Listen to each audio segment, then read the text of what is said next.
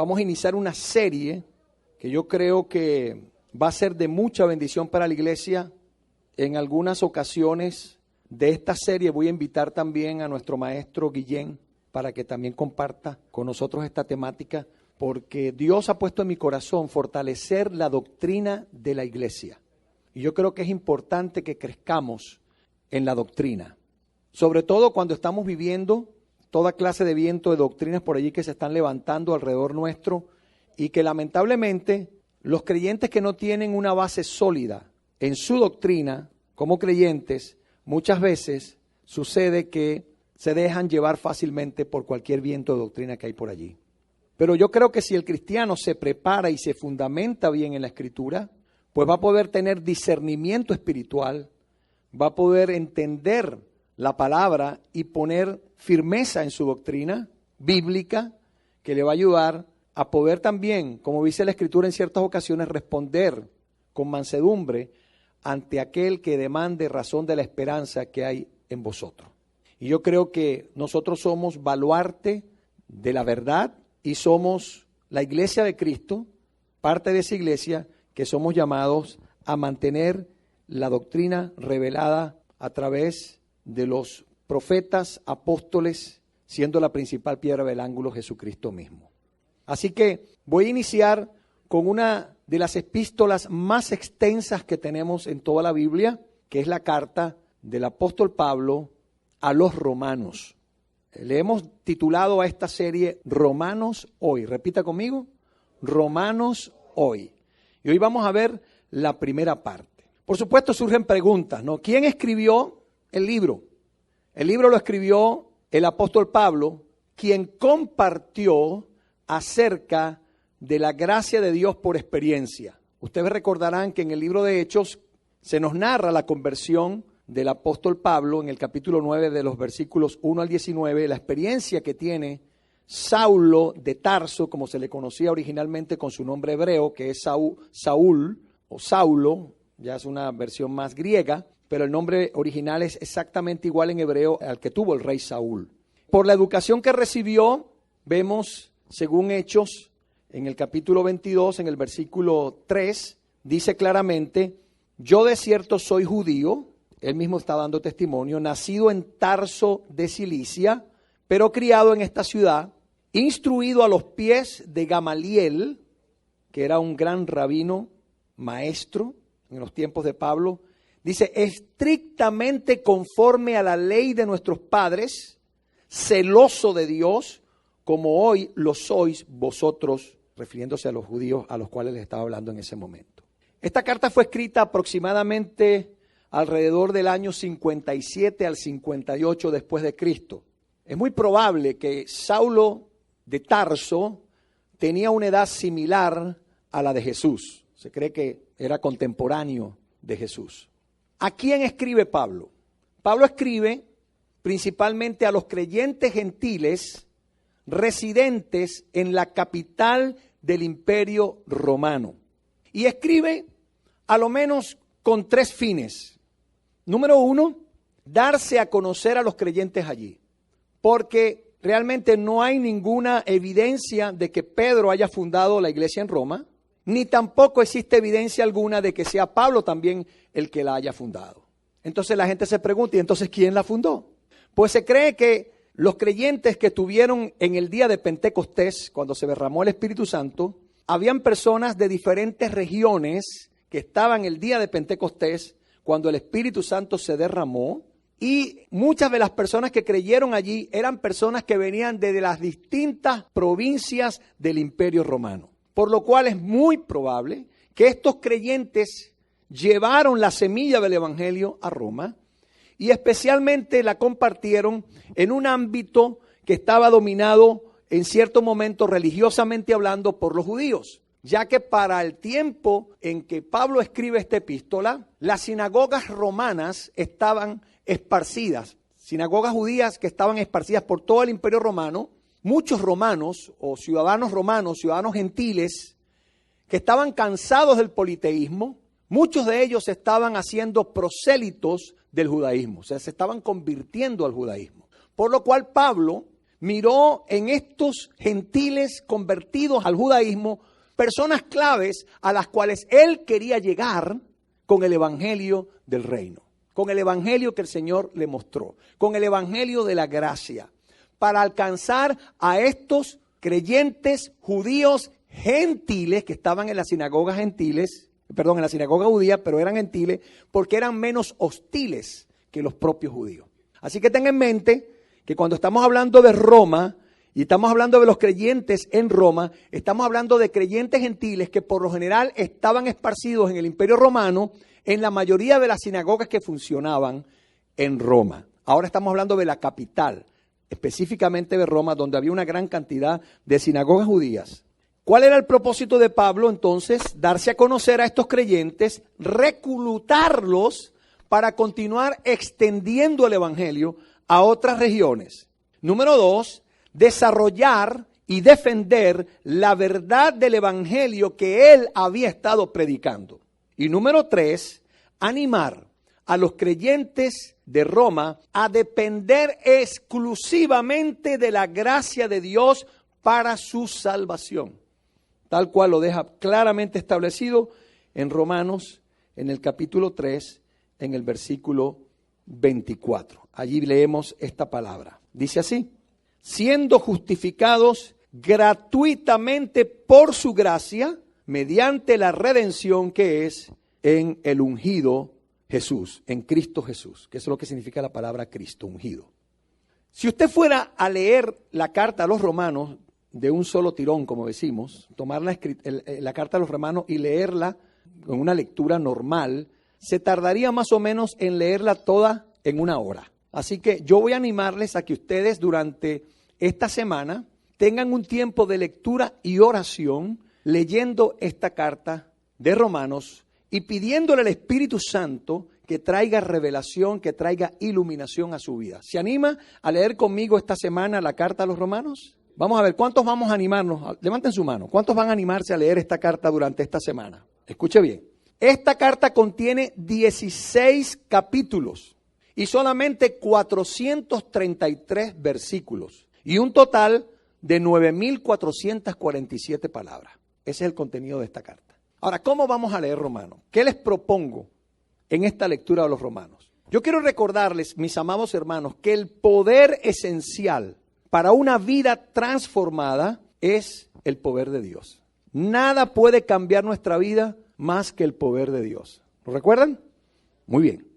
Entonces, Romanos nos revela que Dios ganó la victoria sobre el pecado y sobre la muerte por medio de Jesús, quien pagó el precio al morir en nuestro lugar y destruyó, oiga bien, destruyó el poder esclavizante del pecado sobre nosotros. ¿No le parece a usted que esa es una buena noticia? Por medio del poder de Dios, los cristianos podemos reflejar las obras y las actitudes de aquellos que hemos sido amados profundamente por nuestro Dios. Así que quiero animarles, hermanos, hermanas, a que juntos hagamos un estudio en oración sobre esta maravillosa epístola del apóstol Pablo a los romanos. Quiero adelantarle que si usted lee esta carta con oración, le aseguro que Dios le va a revelar el secreto de una vida llena del poder del Espíritu Santo. Además, le puedo garantizar que va a ser una respuesta sencilla y constante de fe en Jesús y en su obra en la cruz. Así que prepárese, preparémonos. El mensaje de esta carta, escúcheme bien, transformó la vida de hombres como la de Martín Lutero. Transformó e impactó la vida de un hombre llamado John Wesley y de muchas otras destacadas personas de la vida cristiana de fe. Ellos se transformaron después de la lectura, de la búsqueda de Dios en esta epístola, se transformaron en personas que eran agentes de cambio al aplicar la verdad de la fe en sus vidas, que es lo único que se necesita para que Dios nos acepte. Así que yo le animo a que usted y yo hagamos lo mismo que estos hombres y mujeres de Dios hicieron. que nos sumerjamos en esta carta hasta que su mensaje se adueñe de nuestra vida. ¿Quisiera usted sumergirse en esta carta? Yo le animo a que lo hagamos. Ahora, quiero decirles que Romano es una de las cartas más organizadas del Nuevo Testamento. Y digo que es de las más organizadas porque a veces tenemos en algunos escritos que van de un lado al otro y no tienen, como decir, un orden cronológico. Pero en esta particular epístola vemos una estructura natural que se va a desarrollar en 5 secciones que las voy a enumerar de la siguiente manera. La primera sección nos va a hablar de una breve introducción. Aquí en esta primera parte, que se compone desde el capítulo 1 en adelante hasta el capítulo 3, versículo 20, Pablo hace una breve introducción. Pablo declara que todos los seres humanos, sin excepción, sin importar su procedencia o su nacionalidad, son pecadores. ¿Qué quiere decir eso? ¿Cuántos colombianos hay aquí? Colombianos, pecadores, ustedes están incluidos en esta epístola. A ver, ¿dónde están los de Nicaragua? Pecadores nicaragüenses también están incluidos en esta epístola. ¿Dónde están los guatemaltecos? ¿Los mexicanos? Pecadores mexicanos también están incluidos en esta epístola. ¿Dónde están los venezolanos? Pecadores venezolanos también estamos incluidos en esta epístola. ¿Dónde están los hondureños? Pecadores hondureños, ustedes también lamentablemente están incluidos en la misma lista. Y así pudiéramos mencionar a los dominicanos en esta mañana, a los cubanos, a los peruanos, a los puertorriqueños. ¿Dónde están los puertorriqueños? No se regocijen tanto que ustedes también son pecadores igual que están en esta misma epístola. Eso para que usted y yo tengamos algo en común. Ahora, más adelante, Pablo va a pasar a explicar, esta es la segunda división, cómo Dios en su justicia trató con el pecado, haciendo que la amistad entre el hombre y Dios fuera nuevamente restaurada, fuera posible. Eso lo va a cubrir Pablo desde el capítulo 3, versículo 21, hasta el capítulo 8, versículo 39, para los que están tomando nota. Después Pablo va a argumentar que nuestra fe, oiga esto, Pablo va a argumentar que nuestra fe en respuesta a la obra de Dios a través de la cruz es la clave de nuestra salvación, de nuestra justificación. Así que es el camino para obtener acceso al poder de Cristo que mora en nosotros para así poder decir no al pecado y sí a Dios. ¿Sabe que estamos viviendo en un tiempo donde tenemos la oportunidad de elegir decir sí o no al pecado? Cada uno de nosotros estamos todos los días de nuestra vida frente a la toma de decisiones. Y en cada una de estas tomas de decisiones, bajo nuestro libre albedrío, bajo la voluntad propia que Dios nos ha dado, vamos a hacer elecciones buenas o elecciones malas. Y por supuesto, en base a esas elecciones que hagamos, vamos a obtener los resultados de esas elecciones. Por lo tanto, le animo a que mientras estudiamos esta palabra de Dios basada en la carta a los Romanos, podamos ir aplicando la enseñanza en nuestra vida para tomar buenas decisiones que nos van a ayudar a mantener una vida cristiana ejemplar. Y luego, en la cuarta sección, en los capítulos del 9 al 11, Pablo va a hacer un resumen de cómo la obra redentora de Dios ha preparado un camino a través de la historia para que tanto judíos como pueblos de todas las naciones, en otras palabras, gentiles, se beneficien de su don de gracia mediante la muerte de Jesús en la cruz. Y en la última sección, en la quinta sección, que abarca los últimos 5 capítulos, vamos a recibir consejos prácticos para vivir la fe en unidad con otros creyentes que podremos decir, como termina la epístola en el capítulo 15, versículo 6, que se unirán en una sola voz para dar alabanza y gloria a Dios el Padre de nuestro Señor Jesucristo. Nadie, oiga esto, nadie disputa que el apóstol Pablo escribió esta carta a los romanos. Por eso me gustaría iniciar esta serie de la carta a los romanos comenzando con su autor, con Pablo. Nadie se disputa que él es el autor que escribió la carta. Y al igual que el primer rey de Israel, Saúl, era el nombre hebreo de Pablo, que era su nombre griego. Así que Saulo era su nombre hebreo y Pablo era su nombre griego. Pablo era de la tribu de Benjamín, según Filipenses capítulo 3, en el versículo 5. Quiero que lo lea conmigo. Filipenses 3:5. Dice allí: circuncidado al 8º día, del linaje de Israel, de la tribu de Benjamín, hebreo de hebreos, y en cuanto a la ley, fariseo. Este es, como decir, el pedigrí, el currículum que tenía Pablo de sí mismo. ¿Quién era él? Él se está describiendo el tipo de persona que él era. Así que era de la tribu de Benjamín. Además de eso, de ser judío, hebreo de hebreos, fariseo, también era un ciudadano romano. Eso lo dice Hechos, capítulo 16, versículo 37. ¿Lo tiene conmigo allí? Dice allí: pero Pablo les dijo: después de azotarnos públicamente sin sentencia judicial, siendo ciudadanos romanos, nos echaron en la cárcel y ahora nos echan encubiertamente. No, por cierto, si no, vengan ellos mismos a sacarnos. Aquí Pablo ratifica que él es romano y en el capítulo 22, versículo 25, también lo vuelve a mencionar. Y mira lo que dice aquí en el 22, 25. Pero cuando le ataron con correas, Pablo dijo al centurión que estaba presente: ¿os es lícito azotar a un ciudadano romano sin haber sido condenado? Vemos entonces que Saulo de Tarso, que llegó a ser el apóstol Pablo, era judío. ¿De qué tribu?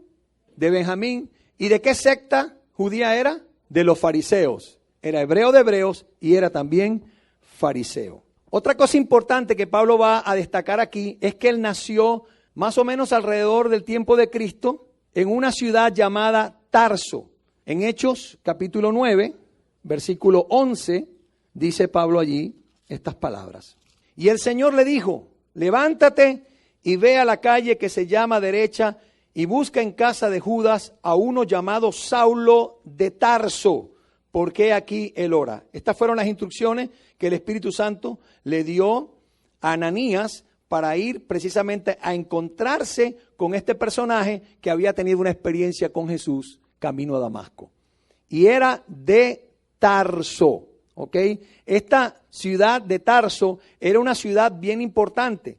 El mismo libro de Hechos nos registra en el capítulo 21, en el versículo 39. Entonces dijo Pablo: yo de cierto soy hombre judío de Tarso, ciudadano de una ciudad no insignificante de Cilicia. Así que Pablo menciona que él es de Tarso y específicamente de la región de Cilicia, que estaba localizada en el Asia Menor, hoy en día la Turquía moderna. Así que él pasó parte de sus primeros años de su vida en Jerusalén como un alumno que se sentaba a los pies del gran rabino llamado Gamaliel. Así lo dice el capítulo 22, el versículo 3. Yo de cierto soy judío, nacido en Tarso de Cilicia, pero criado en esta ciudad, instruido a los pies de Gamaliel, estrictamente conforme a la ley de nuestros padres, celoso de Dios, como hoy lo sois todos vosotros. Así que estamos aprendiendo bastante de quién era este hombre, este personaje llamado Saulo de Tarso. A ver, ¿quién me puede resumir brevemente lo que hemos dicho de Saulo? A ver, ¿quién me dice? Era de la tribu de Benjamín. ¿Qué más? Era hebreo de hebreos, fariseo. ¿De qué ciudad? De Tarso. Era además ciudadano ¿de dónde? De Roma, ¿verdad? Era ciudadano romano. Era de la región de Cilicia. Así que estamos conociendo de este personaje. Además de eso, estaba siendo instruido o había sido instruido a los pies de un gran rabino. ¿Cómo se llamaba el rabino? Gamaliel. Así que somos buenos alumnos. Muy bien. Mire todo lo que estamos aprendiendo de la vida de este personaje. Al igual que sus padres antes que él, Pablo era fariseo. Y él menciona esto en el capítulo 23, versículo 6 de Hechos. Entonces Pablo, notando que una parte era de saduceos y otra de fariseos, alzó la voz en el concilio: varones hermanos, yo soy fariseo, hijo de fariseo. acerca de la esperanza y de la resurrección de los muertos se me juzga. Porque ustedes saben que los saduceos no creían en la resurrección, mientras que los fariseos sí creían en la resurrección. Así que Pablo dividió, por decir así, a toda esa comunidad que estaba allí cuando él habló con ellos, para hacerles ver que él también venía de esa particular secta farisea que creían en la resurrección. Entonces estamos diciendo que Pablo era fariseo e hijo de fariseo. Su papá también había sido un gran fariseo, miembro de la secta judía más estricta. Ahora, milagrosamente, Pablo se convierte a Cristo camino a Damasco en el año 33 o 34 de Cristo. Y él iba con propósitos de arrestar a los creyentes que estaban en esa ciudad. Pero dice la Escritura que después de ese encuentro, mire lo que pasó en Hechos capítulo 9, el versículo 20. Mire lo que dice allí la Escritura. Lucas, que es el autor de esta carta, de Hechos. Dice que enseguida predicaba a Cristo en las sinagogas, diciendo que este era el Hijo de Dios. Pablo de inmediatamente se convirtió en un predicador de la palabra del Señor. Así que comenzó a proclamar el mensaje del Evangelio. Y oiga bien, tuvo muchas experiencias en su vida. Voy a mencionarle algunas. Mire lo que le sucede aquí en el capítulo 9, en el versículo 23 al 25. Pasados muchos días, los judíos resolvieron en consejo ¿qué? Matarle. Pero sus acechanzas llegaron a conocimiento de Saulo, y ellos guardaban las puertas de día y de noche para matarle. Entonces los discípulos, tomándole de noche, le bajaron por el muro, descolgándole en una canasta. Mira qué experiencia tan interesante. Cómo los creyentes defendieron a Pablo, cómo lo guardaron. Y vemos cómo estaba acechado de muerte. Lo querían matar, lo querían eliminar. Y luego Pablo hace referencia de esto en su segunda carta a los Corintios, lo ratifica en el capítulo 11, en el versículo 32 y 33. Mira lo que dice allí. Cuenta su historia allí. Segunda de Corintios 11, 32 y 33. En Damasco, el gobernador de la provincia del rey Aretas guardaba la ciudad de los damasenos para prenderme. Y fui descolgado del muro en un canasto por una ventana y escapé de sus manos. Así que fue una experiencia bastante difícil que vivió el apóstol Pablo, una de las tantas que tuvo que pasar. Pablo se encarga de decirnos en otra de sus epístolas, en la carta a los Gálatas, que él pasó 3 años en Arabia Nabatea, que estaba ubicada al sureste del Mar Muerto. Allí en Gálatas, en el capítulo 1, versículos 17, Pablo nos dice estas palabras. Ni subí a Jerusalén a los que eran apóstoles antes que yo, sino que fui a Arabia y volví de nuevo a Damasco. Después, pasado 3 años, subí a Jerusalén para ver a Pedro y permanecí con él 15 días. Así que no fue sino hasta después de 3 años que Pablo tuvo su encuentro con el apóstol Pedro. Y en el capítulo 1, versículos 11 y al 12, él tiene la amabilidad de decirnos que durante ese tiempo recibió gran parte de su doctrina como una revelación directa de Dios. Mire bien lo que dice el versículo 11 y 12. Mas os hago saber, hermanos, que el evangelio anunciado por mí no es según hombre, pues yo ni lo recibí ni lo aprendí de hombre alguno, sino por revelación de Jesucristo. ¿Está claro eso? O sea que Pablo no recibió su mensaje del evangelio ni de ninguno de los apóstoles. Fue hasta después de 3 años que él fue a Jerusalén y se encontró con Pedro. Así que usted se puede imaginar lo tremendo que pudo haber sido para Pablo, recibir esta revelación directa de parte del Señor. Más que cualquier otro individuo dentro de la iglesia del Señor, Pablo fue responsable por el esparcimiento del cristianismo a lo largo de todo el imperio romano, hermanos. Qué maravilloso. Hizo 3 viajes misioneros por gran parte del mundo mediterráneo, predicando incansablemente el evangelio que él en un tiempo trató de destruir. En Hechos capítulo 26, versículo 9 nos dice estas palabras. Yo ciertamente había creído mi deber hacer muchas cosas contra el nombre de Jesús de Nazaret, lo cual también hice en Jerusalén. Yo encerré en cárceles a muchos de los santos, habiendo recibido poderes de los principales sacerdotes, y cuando los mataron, yo di mi voto. Y muchas veces, castigándolos en todas las sinagogas, los forcé a blasfemar, y enfurecido sobremanera contra ellos, los perseguí hasta en las ciudades extranjeras. Imagínense ustedes, hermano, cómo era este hombre. Terrible. Así que, imagínese usted la gratitud que ahora este hombre tenía de parte de Dios, después de haber pasado tantas experiencias, vivencias en el judaísmo, y después de haberse dado cuenta de que todo ese fariseísmo no le había servido para verdaderamente alcanzar la justicia de Dios. Ahora este hombre estaba totalmente agradecido y quería llevar este evangelio a todo lugar. Y en eso consumió su vida hasta el último momento. Pablo tuvo experiencias maravillosas, como por ejemplo, después de que regresó a Jerusalén, llevó una ofrenda para los necesitados en esa iglesia allí y fue falsamente acusado por los judíos. Hechos 21, versículos 27 al 29. Pero cuando estaban para cumplirse los 7 días, unos judíos de Asia, al verle en el templo, alborotaron a toda la multitud y le echaron mano, dando voces: varones israelitas, ayudad.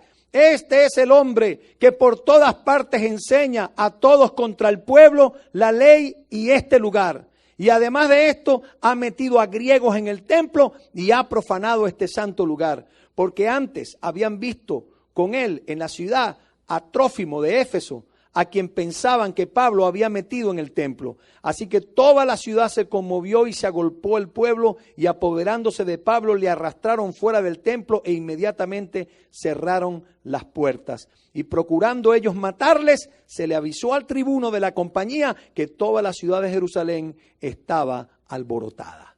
Diga conmigo, Pablo, sinónimo de alboroto. ¿Te imaginas que tú y yo seamos reconocidos en el mundo como los alborotadores de este mundo? Que nuestro mensaje del evangelio cree tal alboroto en la ciudad que la gente diga: esta gente están llenando con el evangelio toda esta ciudad y están trayendo transformación, están trayendo un cambio, están cambiando la cultura de nuestra ciudad. ¿Te imaginas? A eso nos está llamando Dios a cada uno de nosotros. A ser alborotadores en el buen sentido de la palabra. Que creemos incomodidad en este mundo. Que traigamos un evangelio tan poderoso que la gente pueda decir: verdaderamente Dios está en medio de esa gente. Eso es lo que yo anhelo en mi vida como cristiano. Ver la manifestación gloriosa del poder del evangelio actuando a través de nuestras vidas. Porque de este mensaje dice la Biblia que es poder de Dios para salvación a todo aquel que cree. Al judío primeramente y también al gentil. Sea Dios glorificado.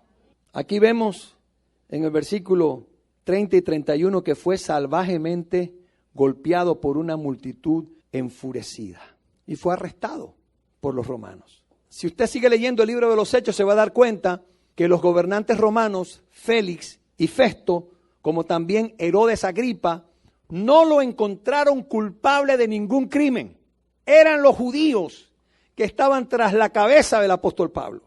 La presión de los líderes judíos mantuvo a Pablo bajo la custodia romana. Después de 2 años de estar en esa condición, el apóstol usó su derecho como ciudadano romano y apeló a César. Pero Dios tenía planes con eso en la vida de Pablo. Después de un turbulento viaje que está narrado en el capítulo 27 y 28 de Romanos, que no lo voy a citar, no lo voy a leer porque ustedes lo conocen ya. Allí incluye una tormenta violenta que ustedes saben cómo terminó, ¿verdad? Terminó en un naufragio, pero en un naufragio donde Pablo recibió una revelación divina de que ninguna de las personas que iban en ese barco iban a perecer, que Dios iba a preservar la vida de esas personas. Esto fue un testimonio maravilloso del poder de Dios, hermanos, que acompañaba la vida del apóstol. Y allí, después de este gran naufragio, Pablo llega a Roma. Eventualmente fue soltado por un breve periodo de tiempo y usó ese tiempo para compartir el evangelio, para ministrar, y finalmente fue arrestado y murió como mártir en Roma alrededor del año 65 al 67 después de Cristo. Una cosa que Pablo destaca de sí mismo es que él no era una persona de apariencia agradable. Él mismo dice en su segunda carta a los Corintios, en el capítulo 10, versículo 10, mire lo que él dice. Porque a la verdad dicen, las cartas son duras y fuertes, mas la presencia corporal débil y la palabra menospreciable. Tenía una presencia corporal que no era agradable. En esto se me parece Pablo a mi Señor Jesús, como lo describe Isaías. Lo veremos más sin atractivo para que le deseemos. ¿Sabía usted que nuestro Señor Jesús no era atractivo? Según la Escritura, era feo. Ah, pero es que pastor, pero a mí me lo han pintado tan bonito. Me lo han hecho en una película tan bello. ¿Ah? Lo ponen con ojos azules, con una melena bien bonita, ¿no? Pero la descripción que da Isaías dice, le veremos más sin atractivo para que lo deseemos. Así que físicamente hablando, Jesús no era tan bonito como mucha gente piensa. Yo creo que se le cayó la imagen de Jesús a mucha gente aquí en esta mañana. La imagen religiosa que teníamos de Jesús. Sí, pero son figuras. Hay figuras que hablan que el más hermoso de todos los hombres, pero esa hermosura de Jesús está en su carácter. La hermosura de Jesús está en su espíritu, en su naturaleza. Amén. En lo bello que es el Señor. Cuán bello es el Señor, cantamos. Cuán hermoso es el Señor. Pero esa belleza es una belleza espiritual. La belleza manifestada en lo que Él es. Amor, gozo, paz, paciencia, benignidad, fe, templanza, mansedumbre. El carácter de Cristo no es otra cosa que la demostración de el fruto del Espíritu Santo en su vida. Lleno del Espíritu Santo. Lleno de gracia y de verdad. Ahora, una vez que Pablo fue fortalecido por Dios, con esa fuerza interna que le otorgaba el Espíritu Santo, según Filipenses 4:13, él llegó a exclamar un texto que todos nosotros hemos memorizado de memoria. A ver, ¿qué dice Filipenses 4:13?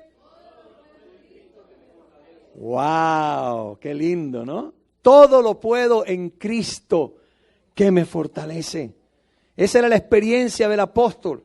Había aprendido a contentarse cualquiera fuese su necesidad. Sabía vivir en abundancia como vivir en escasez. Para todo y por todo había sido enseñado. Así como para tener hambre, como también para padecer escasez. Y ahí es donde exclama, todo lo puedo en Cristo que me fortalece. ¿Vio el contexto? Nosotros muchas veces citamos ese contexto. Todo lo puedo en Cristo que me fortalece. Pero no vemos dónde está el contexto del versículo.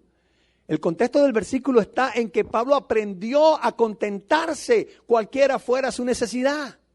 Él sabía que tuvo momentos de abundancia, pero tuvo momentos de escasez. Pasó por momentos difíciles, momentos de persecución, terrible, hermanos. Muchas veces fue perseguido, muchas veces fue odiado por las personas, calumniado por falsos hermanos, padeció, sufrió frío, hambre, necesidad de cualquiera que usted se pueda imaginar, pero siempre pudo decir estas palabras que aprendió por experiencia propia. La gracia de Dios probó ser suficiente en proveer para toda la necesidad que tuvo Pablo. Segunda de Corintios capítulo 12, versículos 9 y 10. Y me ha dicho, bástate mi gracia, porque mi poder se perfecciona en la debilidad. Por tanto, de buena gana me gloriaré más bien en mis debilidades, para que repose sobre mí el poder de Cristo. por lo cual por amor a Cristo me gozo. ¿En qué se gozaba Pablo? En las debilidades, en afrentas, en necesidades, en persecuciones, en angustias, porque cuando soy débil, entonces soy fuerte. Gloria al Señor. Qué maravilloso, hermano. ¿Podrá usted decir lo mismo hoy?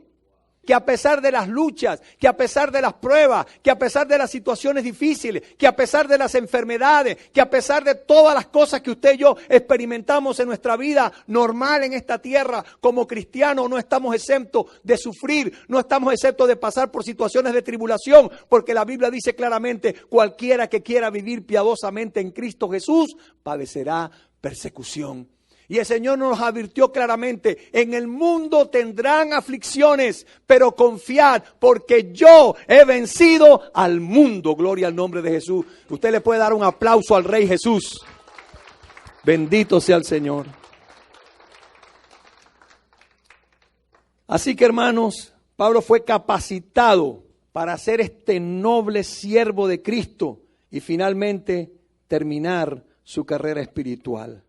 En 2 de Timoteo nos encontramos con estas notas finales prácticamente al fin de sus días, escrito a un hijo amado en la fe, un joven llamado Timoteo, que se había formado bajo su madre y su abuela como conocedor de la Escritura, pero que una vez Pablo al conocerlo lo tomó como su discípulo y de allí transmitió en la vida de Timoteo, depositó en él e impuso sus manos sobre él y lo comisionó al ministerio.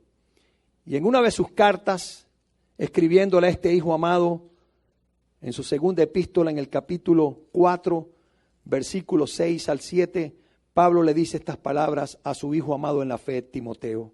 Porque yo ya estoy para ser sacrificado y el tiempo de mi partida está cercano.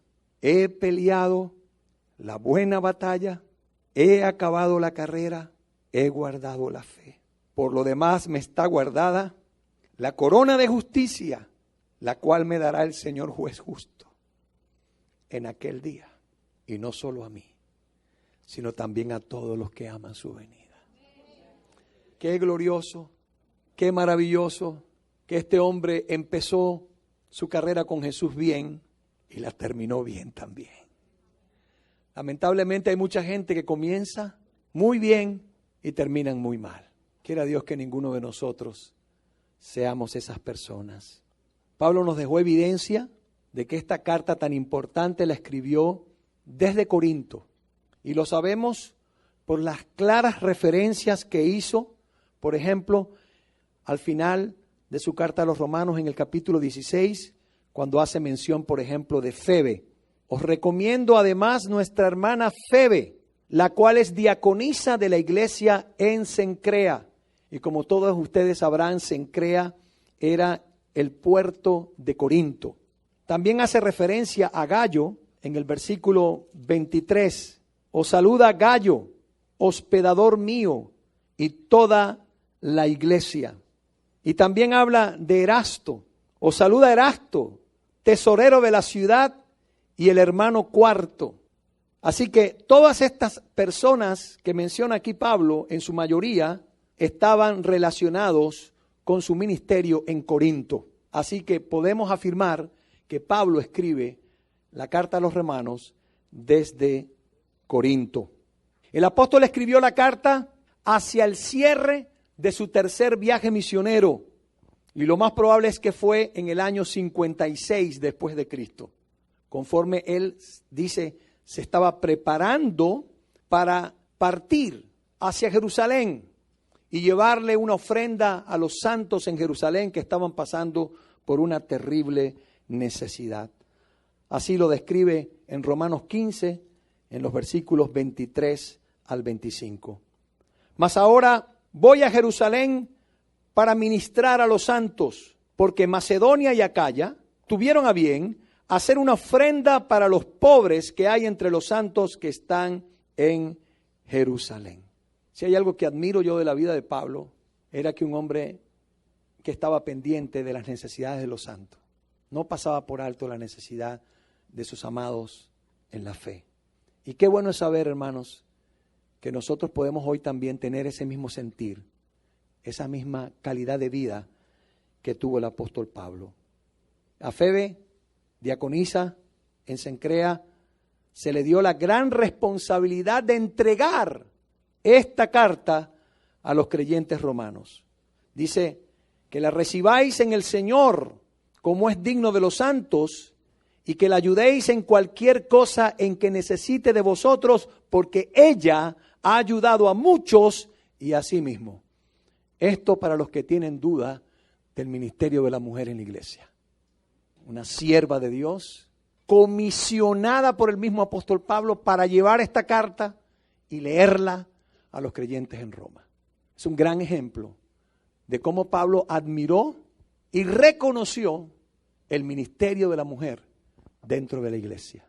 Quiero hacerle unas preguntas en esta mañana para finalizar.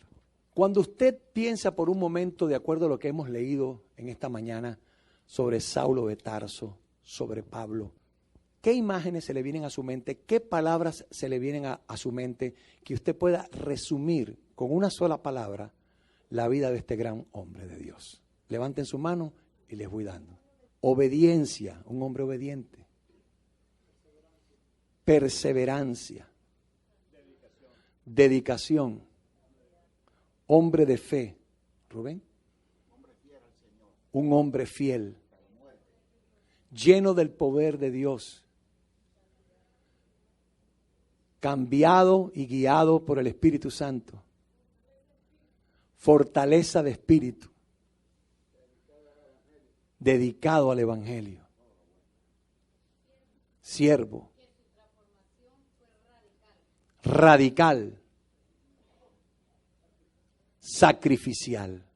Gloria al Señor. Yo creo que todas las descripciones y los adjetivos que ustedes hoy han dicho acerca del apóstol Pablo realmente lo definen como el gran esclavo de Jesús, que murió a sí mismo para llegar un día a decir: con Cristo estoy juntamente crucificado y ya no vivo yo, mas vive Cristo en mí. Y lo que vivo hoy, lo vivo en la fe del Hijo de Dios, el cual me amó y se entregó a sí mismo por mí.